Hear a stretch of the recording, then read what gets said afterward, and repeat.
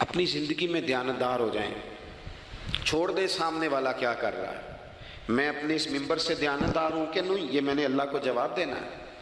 میں نے جتنی عزت سمیٹی ہے دین کے نام پہ سمیٹی ہے، میں نے اللہ کو جواب دینا ہے. ہم سارا دھیان دوسروں کا رکھنے لگ گئے. حضرت خواجہ نصیر الدین چراغ دہلوی رحمۃ اللہ علیہ سے بادشاہ نے آ کے وظیفہ پوچھا تھا، حضرت کو وظیفہ بتائے تو خواجہ صاحب فرمانے لگے اپنا کام دیانتداری سے کر، یہی سب سے بڑا وظیفہ ہے. اپنی زندگی میں دیانتداری، امانت داری، آپ اس طرح کے ہو جائیں کہ آپ جس طرح آپ سمجھے نا کہ یہ حرام جانور ہے تو میرے منہ میں جائے گا تو مجھے الٹی آئے گی. آپ کبھی دیکھیں نا کہ حرام گوشت کوئی آپ کو بتا دے، آپ 2 لقمے آپ نے کھا بھی لیے، لطف آیا، تو کسی نے کان میں کہا یہ تو ذبح ہی نہیں ہوا تھا، بیمار تھا، تو الٹی آ جاتی ہے کہ نہیں؟ بولو کہ آ جاتی ہے. انسان کا ذہن قبول کرتا ہے حرام کھانے کو. 2 کلو گوشت پہ الٹی آتی ہے تو 2 کروڑ روپے پہ کیوں نہیں آتی؟ ہمارے ایک دوست ہیں، یونیورسٹی کے لیکچرار ہیں، مجھے ایک دفعہ فرمانے لگے پیر صاحب عجیب بات ہے، ایک بندے کو نا کہیں جوتا پڑا مل گیا، بڑا قیمتی تھا پر ایک پیر تھا جوتے کا. ہماری دیانتداری کچھ اس طرح کی ہے. ایک پیر ملا، جوتا بڑا قیمتی تھا، مہنگا تھا، تو اس نے اس کا مالک ڈھونڈنا شروع، یہ کس کا ہے، یہ کس کا ہے، یہ کہ وہ شور کر رہا ہے. لیکن تھوڑا سا آگے جا کے جوتے کا دوسرا پیر مل گیا، پر اس نے مالک ڈھونڈنا بند کر دیا. اس کو اب اس کا دوسرا پاؤں مل گیا تو اب اس نے، یعنی کئی دیانتدار بڑے دیانتدار ہیں لیکن دوسروں کے معاملے میں، اپنے معاملے میں نہیں. اپنی زندگی میں انصاف کریں. میں مسجد میں جمعہ پڑھاتا ہوں. میں نے ایک دن اپنے ایک مدرسے کے طالب علم سے پوچھا، بیٹا جمعرات کو میں نے پوچھا، میں نے کہا صبح جمعہ میں تقریر کیا کرنی ہے؟ کہتے میں جو فیصلہ نہیں کیتا. میں کہا تو بڑا مولوی ہے نا، میں چھوٹا، میں تو جمعہ پڑھا کے شام میں فیصلہ کر لینا بھی اگلے جمعے کی بیان کرنا ہے. کیوں؟ میں چاہتا ہوں میں ممبر سے دیانتدار رہوں، میں ایک ہفتہ تیاری کروں، میں نے قوم کو اللہ رسول کا دین بتانا ہے. میرا یہ مقصد تو نہیں ہے کہ 1 گھنٹہ مجھے ملے تو میں نے کسی طریقے سے اسے پار کرنا ہے. آپ اپنے کام کے ساتھ ہمیشہ دیانت کا مظاہرہ کریں. اگر آپ دیانتدار ہو جائیں، حضرت سعید بن عامر رضی اللہ تعالیٰ عنہ کو حضرت عمر نے کہا میں آپ کو ایک صوبے کا گورنر بنانا چاہتا ہوں. رو پڑے، فرمانے لگے اس قابل نہیں ہوں. آپ کہیں مجھے بھی آپ کہہ دیں کہ فلانا عہدہ ملتا ہے تو تیار ہے ساری دنیا ہی، کون انکاری ہے اس کام سے؟ سب تیار بیٹھے. لیکن روتے تھے لوگ، کہا جناب میں کہاں کر سکتا ہوں. حضرت عمر نے لگا دیا حمص کا گورنر. کچھ مہینوں کے بعد حضرت عمر تشریف لے گئے، جا کے پوچھا کہ کیسا ہے؟ تو پہلے تو ایک لسٹ منگوائی حضرت عمر نے، کچھ مال آیا ہے تو مختلف صوبوں میں بانٹنا ہے، غریبوں کی لسٹ لاؤ. ان کے صوبے کی لسٹ آئی تو تیسرا نام گورنر صاحب کا تھا. وہ کہا تمہارا گورنر مسکینوں غریبوں میں؟ کہنے لگے حضرت صاحب جو لسٹ بنانے والے تھے وہ کہنے لگے اب ان کے وجود پر جو کپڑے ہیں جگہ کوئی نہیں بچی، پیوند کہاں لگانے ہیں. دامان توکل کی یہ خوبی ہے کہ اس پر پیوند لگے ہوتے ہیں پر دھبے نہیں ہوتے. پیوند لگے ہوتے ہیں پر دھبے نہیں ہوتے. حضرت عمر نے معلومات کی ان کے صوبے میں جا کے، تمہارا گورنر کس طرح کا ہے؟ عرض کی حضور 4 شکایتیں. یہ جمہوریت ہے. آج تو ہر سیاسی جماعت میں ڈکٹیٹرشپ ہے، آج کہاں جمہوریت ہے؟ آج تو آپ جتنے شاہ کے وفادار ہو جائیں گے اتنا اچھا عہدہ لیں گے، جتنا مرضی قابل بندہ ہو جماعت کے اندر، لیکن اگر وہ پورا تابع دار نہیں تو نظام نہیں چلتا، جتنا مرضی قابل ہو. حضرت سعید بن عامر رضی اللہ تعالیٰ عنہ 4 شکایتیں، عام آدمی شکایتیں کر رہے ہیں. حضرت عمر نے کہا کون کون سی؟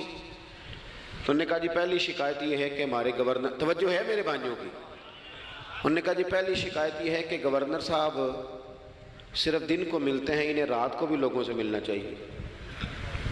دوسری شکایت یہ ہے کہ جب شروع میں آئے تھے تو فجر کے بعد بیٹھ جاتے تھے، مسائل سنتے تھے، اب سورج نکلنے پر اشراق چاشت کے ٹائم 8 9 10 بجے آتے ہیں.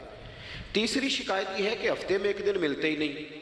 چوتھی شکایت یہ ہے کہ کبھی کبھی ایسے ہی رونے لگتے ہیں، بیٹھے بیٹھے بے ہوش ہو جاتے ہیں. تو آپ نے دیوانہ آدمی ہمیں دے دیا ہے.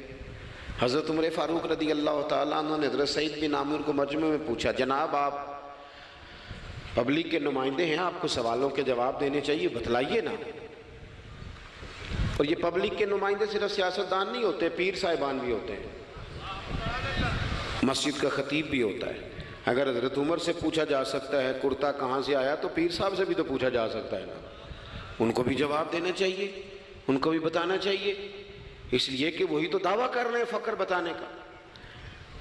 تو حضرت عمر نے چاروں سوال کہا، سعید آپ کے ذمے 4 سوالوں کے جواب ہیں۔ تو حضرت سعید بن عامر نے گردن جھکائی، کہنے لگے پہلے ہی کہا تھا میں گورنری کے قابل نہیں۔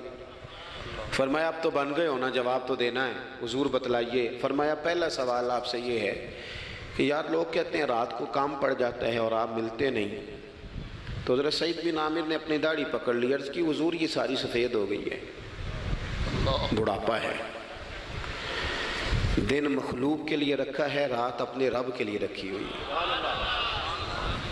اگر پھر بھی کسی کو شوق ہو تو سعید بن عامر جب بھی ملے گا مسجد میں ملے گا، ساری رات بارگاہ ربوبیت کی او سنگیو تھوڑا مسلح بھی یار مضبوط کر لو، تھوڑا سا نا، ہم نہ تھک گئے ہیں فون سن سن کے۔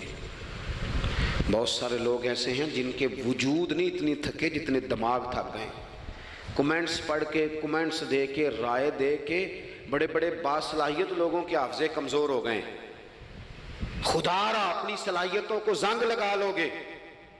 یہ تو جتنے لوگ ہیں میڈیا چلانے والے، ان کو تو میڈیا چلانا ہے، اور اب تو پتہ نہیں کتنے چینل اور کتنے لوگ اور سوشل میڈیا پہ کتنے، اور ادھر کتنے تو ادھر کتنے۔ خدا را کچھ وقت اگر مصلے پہ ملے تو آپ یقین کریں روح تازہ ہو جاتی ہے، لمبی لمبی دعائیں مانگیں، اپنے رب کو اپنے دکھ سنائیں، رسول پاک کی بارگاہ میں یہ نذرانے پیش کریں، آپ محسوس کریں گے وجود طاقتور ہو گیا۔ حضرت سعید بن عامر کہنے لگے رات مصلے پہ گزارتا ہوں۔ دوسرا سوال آپ سے یہ کرنا تھا کہ یہ لوگ کہتے ہیں کہ آپ پہلے فجر میں آ جاتے تھے، اب اشراق چاشت کے بعد 9-10 بجے نکلتے ہیں۔ تو حضرت سعید بن عامر نے گردن جھکائی، کہا یہ میرا راز تھا، میری پرائیویٹ بات تھی۔ کہا جناب اب تو لوگوں کا سوال ہے۔ تو آپ فرمانے لگے میرے گھر میں خادم کوئی نہیں، غریب آدمی ہوں، بیوی بیمار ہو گئی ہے، 35 سال اس وفادار عورت نے میری ڈیوٹی کی ہے، بیماری میں چھوڑ دوں تو وفاداری تو نہیں نا۔ سویرے اٹھتا ہوں، گھر کا کام کرتا ہوں، پھر بیوی کے لیے ناشتہ بناتا ہوں، اسے کھانا کھلاتا ہوں، تیاری کرتے آتے دیر ہو جاتی ہے۔ دوسرے سوال پر لوگ رو پڑے۔ کہا تیسرا اعتراض آپ پہ یہ ہے کہ ہفتے میں ایک دن ملتے نہیں۔ تو حضرت سعید بن عامر کہنے لگے میں نے کہا تھا میرا پردہ نہ کھولا جائے، میں بڑا راضی ہوں رب کی عطاؤں پہ، میں کیوں کسی کے سامنے اپنا دکھ بیان کروں۔ گردن کو جھکا دیتا ہے خیرات کا پتھر، جہاں میں مانگنے والوں کے سر کبھی اونچے نہیں ہوتے، اور غیرت ہے بڑی چیز جہانے تگ و دو میں، پہناتی ہے یہ فقر کو تاج سردارا۔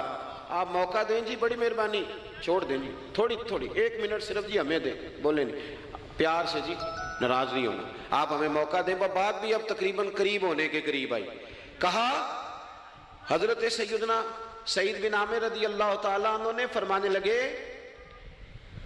میں نے کہا تھا یہ میرا پردہ ہے، یہ نہ سنایا کریں آپ دکھ لوگوں کو۔ یہ غریب کہتے ہیں میں کسی امیر کے ساتھ لگ جاؤں گا تو کچھ بھی نہیں بنتا، چھوڑ دیں آپ، دکھڑے رب رسول کو سناؤ، خیرات بھی ملے گی اور عزت بھی ملے گی، وہ دیں گے اور کسی کو بتائیں گے بھی نہیں۔ حضرت سعید بن عامر رضی اللہ تعالیٰ عنہ سے تیسرا سوال ہوا۔ کہا جناب آپ ہفتے میں ایک دن ملتے نہیں۔ تو فرمانے لگے میرا راز تھا پر بتا دیتا ہوں، جوڑا ایک ہی ہے میرے پاس، ہفتے میں ایک دن دھو لیتا ہوں، پھر بیوی کے کپڑے پہن کے سارا دن بیٹھا رہتا ہوں، اگر دوسرا جوڑا ہو تو یہ کام نہ کروں۔ حضرت عمر رو پڑے۔ کہا جلدی سے چوتھے سوال کا جواب بھی دے، کبھی کبھی روتے ہو تو بے ہوش ہو جاتے ہو۔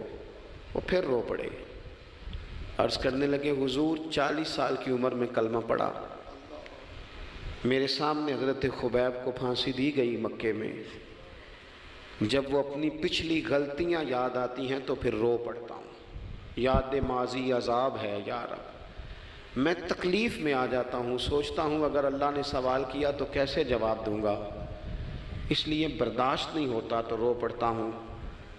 چاروں سوالوں کے جواب دیے تو حضرت سعید بن عامر کہنے لگے اب آپ نے مجھ سے سوالوں کے جواب تو لے لیے، اب میری سزا کا بھی تو اعلان کرے نا، بتائیں نا تو حضرت عمر نے ہاتھ اٹھائے اور کیا لفظ کہے، کہے اللہ میرے نبی کی امت کو اس طرح کے کچھ اور لوگ بھی عطا فرما، کچھ اپنی زندگی میں دیانتدار ہو جائیں۔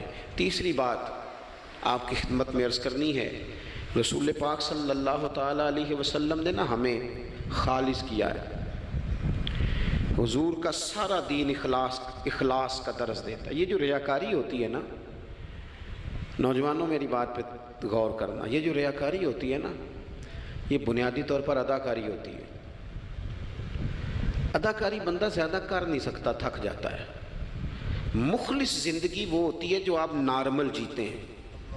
مخلص آپ ہوتے ہیں جب آپ اپنی والدہ کے پاس نہیں بیٹھے ہوتے۔ آپ نے جب 5 اسٹار ہوٹل میں روٹی کھانی ہے نا، تو پھر آپ کو پلیٹ کے ساتھ ٹیشو پیپر بھی ساتھ رکھنا پڑتا ہے، پھر رج کے روٹی کھائی بھی نہیں جاتی۔ رج کے کب کھائی جاتی تھی؟ میں ایک جگہ مجھے بڑے اچھے ہوٹل میں رکھا گیا اور مجھے بڑا انہوں نے محبت کی، تو جب میں لوٹ رہا تھا نا واپس پاکستان، تو مجھے کہہ رہے تھے آپ کو مزہ تو آیا ہوگا۔ میں نے کہا نہیں جی، سچ پوچھیں تو پھر یہ ہے کہ مزہ جب ہی آتا تھا جب اماں سویرے روٹیاں پکاتی تھی، وہ کہندی سی پتر ہے پیڑا نہ اتنے کول ہی لے آیا، تو اس کے پاس بیٹھتے تھے، تو پھر اماں جب سالن دیتی تھی تو کہتی تھی ہور نہیں ملنا، دوجیاں بھی دینا ہے۔ اور پھر لطف اس وقت آتا تھا جب بار بار کہتے تھے اماں جی چلو تھوڑا جاتے تھے ہونا تھوڑا جا، تو پھر اماں کئی دفعہ کہتی تھی کہ میں نے وہ اس سے نکال کے فریج میں رکھ دیا، بڑے بھائی نے کام سے آ کے روٹی کھانی ہے، اب یہ برتن ہے اسی کو صاف کر لے۔ او بھائی، میں نے اپنے ابا جی کو دیکھا خودداری کا، میں نے ایک دن ان سے پوچھا، میں کہ ابا جی تو انہوں پسند کی ہے؟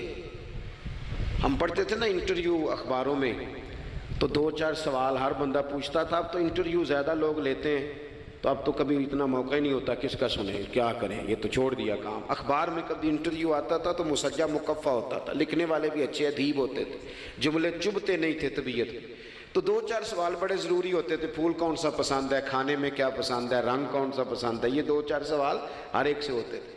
میں نے اپنے والد صاحب سے ایک دن پوچھا، میں کہ ابا جی تو انہوں پسند کیے؟